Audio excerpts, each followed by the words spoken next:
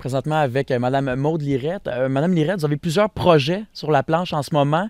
Premier projet, le Musée de la civilisation. Il y a l'exposition Histoire de pêche, exposition que vous avez participé. Racontez-moi un peu.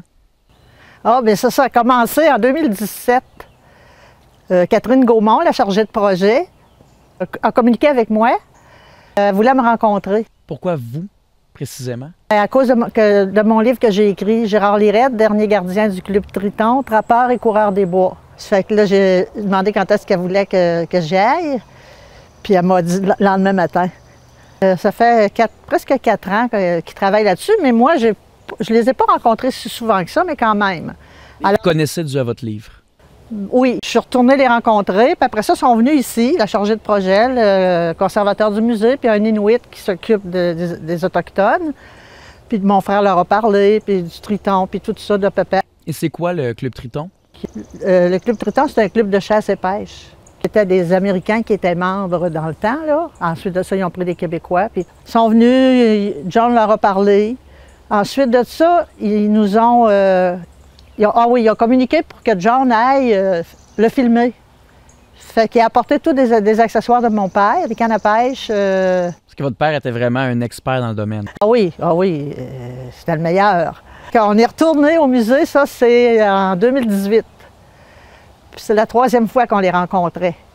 Puis là, au musée, ils l'ont filmé, mais c'était quelque chose, là. Il fallait qu'ils partagent le canot, qu'ils l'enlèvent, qu'ils le remettent, en tout cas. Puis après ça, on les a revus en 2019. Puis là, quand on était invités à l'inauguration, mais avec la COVID, ça n'a pas eu lieu, le 1er avril. Ça fait que je suis allée avec 2 de mes petits-enfants au 26, je pense, juin. Puis je suis retournée le lendemain. Je suis allée 2 fois voir l'exposition. Et qu'est-ce qu'on peut voir exactement là-bas? Bon, ce qu'on peut voir là-bas, il y a beaucoup d'objets. Bien, je vais commencer par le plus important, c'est le lac virtuel. On dirait un vrai lac. C'est le calme, la paix. On voit des poissons qui sautent du lac, de l'eau. On voit des papillons, des oiseaux. Le lac virtuel, là, il est fabuleux, éblouissant. Il représente les 4 saisons. Puis c'est là qu'on voit mon frère John, qui portage, qui marche, qui pêche, qui marche. Il faut regarder parce que ça va vite. Mais par contre, ça roule tout le temps. Fait que l'été, l'automne, l'hiver, le printemps, on voit des animaux qui se promènent dans la nature. C'est magnifique. Les enfants s'exclament, puis tu peux marcher là-dessus, là. Les gens, ils trouvent ça extraordinaire. C'est merveilleux. Puis quand tu as fini de regarder ça, tu peux le regarder encore une fois. Ça marche tout le temps. Tu t'en vas dans l'autre salle, et là, c'est des objets. Il y a 350 objets, dont 2 qui étaient à mon père. Quels sont-ils? Le collier de canot, puis le collier de portage. Moi, j'envoyais des photos, tout le temps des photos. Puis comme ça, là, parce que j'aime ça, puis... Perfectionniste. C'est ça.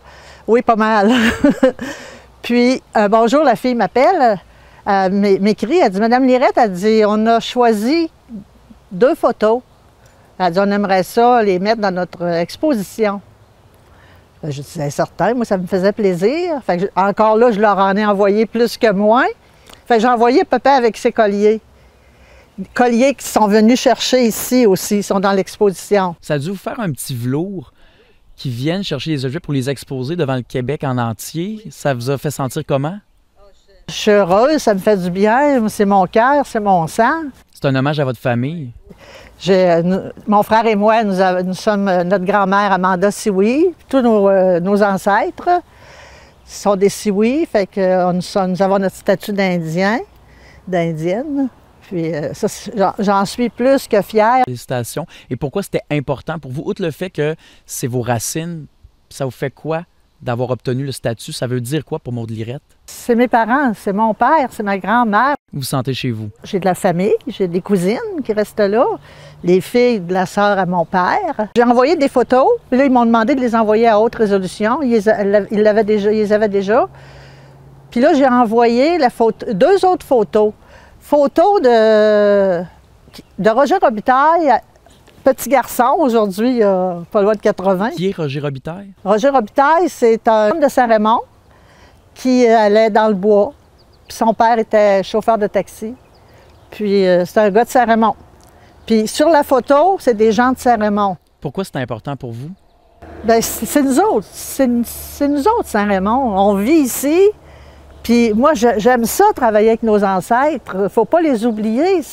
Mais ça représente vraiment votre lien avec la famille. On voit à quel point c'est primordial pour vous. Oui, oui. Puis ces gens-là ne sont pas parents avec moi, là, mais il y avait Ouellette, il y avait Ouellette, Paquette, Robitaille, il y avait Châteauvert.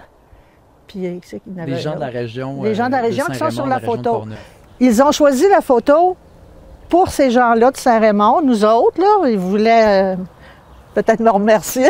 Vous êtes un peu la porte-étendard. Ouais. Puis, ils les ont choisis pour les vêtements aussi. Puis c'est une photo de 1940.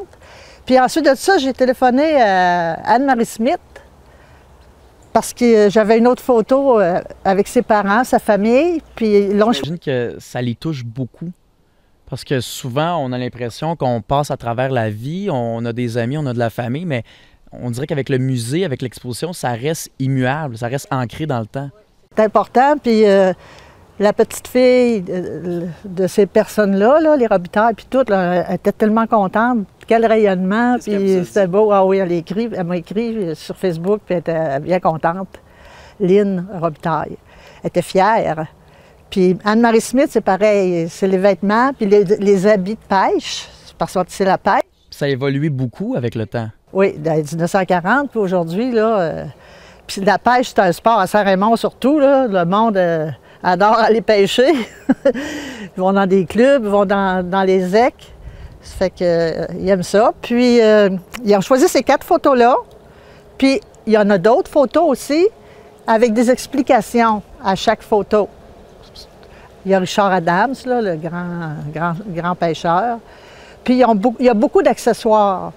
Il y a des anciennes cannes à pêche, des anciennes boîtes, là, des rilles, des mouches. Parce que le lac virtuel représente les 4 saisons. Fait qu'il y a la pêche sous la glace. Donc c'est vraiment une immersion complète dans l'histoire de la pêche à laquelle vous avez participé. Félicitations. Et l'exposition, c'est jusqu'au 6 septembre 2021. Vous avez parlé de votre frère, John. Vous avez parlé de votre père. Vous avez parlé de la famille, l'importance de la fraternité. Vous avez écrit un livre il y a 7 ans, plus de 1300 copies vendues. Encore félicitations. Vous êtes en train d'en écrire un second qui va parler aussi de votre père. Parlez-nous de votre père, de votre prochain livre. Je vais parler de mon père, mais pas seulement de mon père. Parce que celui-là, vu que j'en avais ramassé pas mal, recueilli pas mal de textes à mon premier, tout le monde à qui je pensais, ou bien qui me disait « Je l'ai connu, ton père », j'allais les rencontrer. Je suis allée à Wendake, je suis allée Lac-aux-Sables, je suis allée à Saint-Léonard, partout. Monsieur Mathieu Barrette, Wally Picard, Jean-Marie Gros-Louis, Guy Caillé. À chaque fois que j'arrivais, tout le monde était content. Tout le monde connaissait votre père, donc vous connaissez à travers lui aussi. Tous des gens qui connaissaient mon père, qui ont travaillé avec lui ou qui ont jasé avec lui. Ils n'ont pas nécessairement été guides avec mon père, là, parce que papa, il guidait des fois, mais il était gardien du Club Triton. Mais comme Jean-Marie Gros-Louis puis Wally Picard, eux autres, ils étaient plus du côté de Sanford, mais ils se rencontraient dans les portages puis tout ça. Vous avez raconté son histoire dans votre premier livre.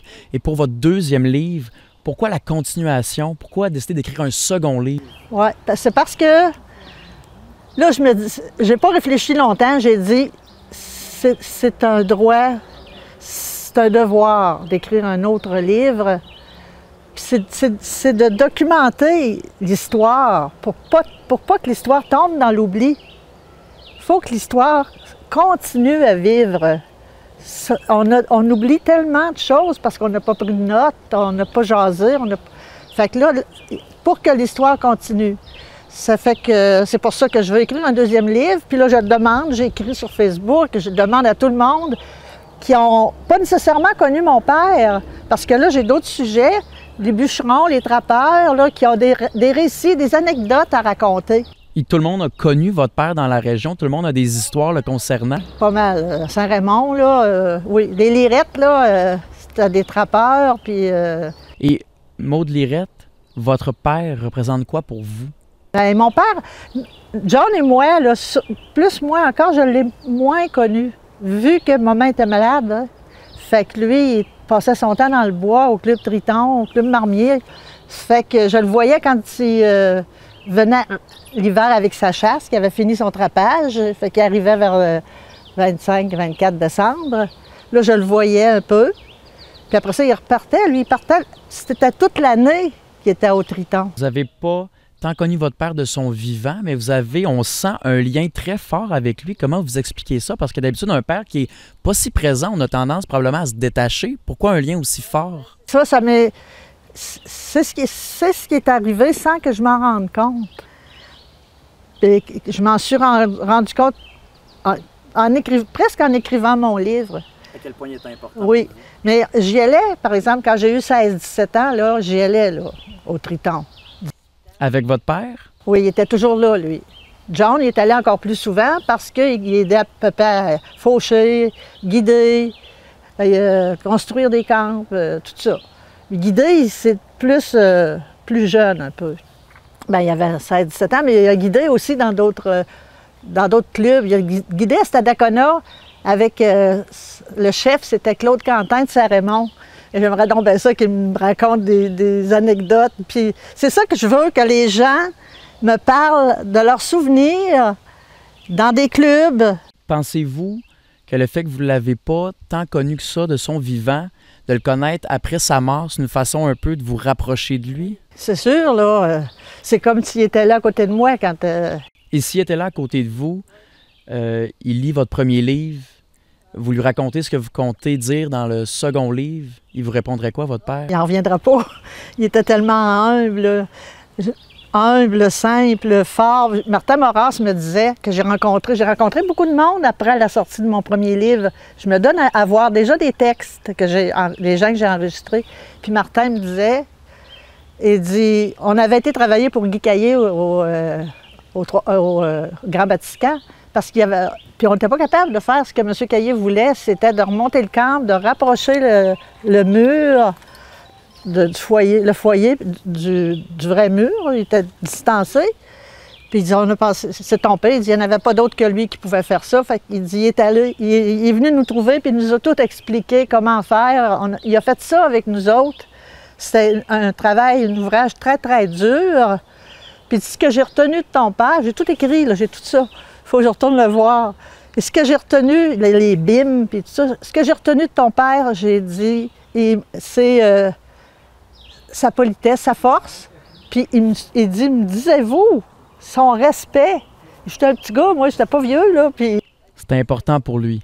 Oui, son respect, sa force, extrêmement fort, puis il était pas gros, puis après, comme toi. C'est vrai. Puis j'en ai beaucoup de ramasser des textes. J'ai rencontré Mme Aline Vézina, Cécile Véraud. Toutes des femmes, des hommes aussi qui ont connu. Mais ils n'ont pas nécessairement connu mon père parce que Mme Vézina est arrivée au Triton, elle, comme bonne à tout faire. C'est ça que les femmes, il y était plusieurs femmes de Saint-Raymond qui sont allées là. En 1936, elle avait 16 ans. Je l'ai enregistrée. Cécile Véraud, je l'ai rencontrée aussi après la sortie de mon livre, parce que les gens venaient. Elle va voir ma soeur, elle travaille au Triton. Vous avez fait un énorme travail de recherche. Ça vous a pris combien d'heures, combien de temps environ? Le premier livre? Oh, un bon 2 ans. Sûrement plus, là. 2 ans, là, c'est presque chaque jour. Et votre deuxième livre, vous êtes en train de l'écrire, vous êtes en train de faire mijoter ça. Avez-vous une date prévue? Ça ne sera pas 2 ans en masse. Encore. Ah, Bon, oui, on va l'attendre avec impatience. Il faut que je me démêle. Puis en plus, ce qui va être plus difficile, Dieu merci, j'ai enregistré ces personnes-là. Ils sont décédés. Ils étaient déjà âgés. Hein? Les personnes que j'ai interviewées, là, ils avaient déjà 80 ans. Ça fait 7 ans. C'est un moyen de rendre hommage à votre père, mais également à ces personnes-ci qui l'ont connu, qui vous ont connu. Elles sont assez contentes, là. Ils m'appellent. Il y en a qui m'appellent, puis dans ces personnes-là, mais j'allais les voir, puis ils me racontaient tout. Puis j'aimerais ça qu'il y ait du monde, là, qui se disent pas, je sais pas quoi dire. J'étais avec mon frère l'autre fois à son camp, puis il se met à me parler quand il était guide pour Claude Quentin à Stadacona. Puis là, ça roule, hein, ça... Les gens se confient à vous, les gens ont envie de parler. Il riait. Il riait à gorge déployée de ce qui s'était passé quand il était guide. Il avait 18 ans, 19 ans, là. Donc, votre livre, votre prochain et votre premier aussi, c'est un amalgame de beaux souvenirs, si je comprends bien. Puis ça me prend du texte, par exemple. Ça me prend du monde qui écrive. Moi, je leur dis, pense à canot, peinture, ours, orignal, pêche, train. Dans le train, ça en est passé, là. Et si les gens veulent vous parler de tout ça, est-ce qu'ils peuvent vous rejoindre quelque part? Oui, ils peuvent me rejoindre ici à 337-418-4482 ou par courriel. Votre page Facebook également. Ma page Facebook, oui, puis ils peuvent venir me voir. Puis moi, je peux y aller. Ah, ça va me faire plaisir de me déplacer. Et comment va s'appeler votre prochain livre? Je ne sais pas, mais j'ai trouvé la page couverture. Oui, quelle est-elle? Oui, mon père avait un agenda. Il écrivait. Fait que je me demandez-moi pas d'où ça vient, mon écriture. Moi, mettre pareil. Moi, j'écris partout. Je sais pas comment je vais me retrouver, mais en tout cas. Puis, il a écrit la date, la journée qui est arrivé au Club Marmier avec l'année, puis au Triton. Puis, j'ai décidé, je pense que ça va être ça, prendre des morceaux de ses textes, puis les mettre sur la page. Un bel hommage, encore une fois, que vous lui rendez. Et si on veut se procurer votre premier livre? Ben là, j'en faire finir, il m'en reste 5. 5 seulement? Oui. Et ouais, on se précipite où pour en acheter un? Chez nous.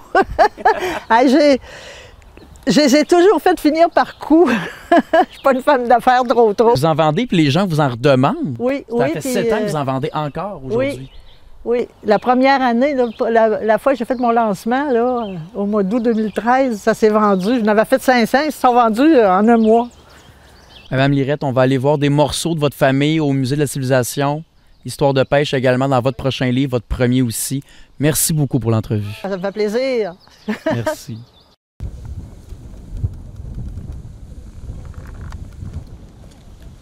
Berce-moi, c'est un projet qui est porté par la compagnie Les Incomplètes. Et c'est un projet de performance berçante le long du fleuve Saint-Laurent, sur les 5 quais Pornevoie. L'idée, c'est de se retrouver ensemble, en communauté, pour se bercer face au fleuve, contempler le fleuve en silence, profiter de ce moment suspendu dans le temps.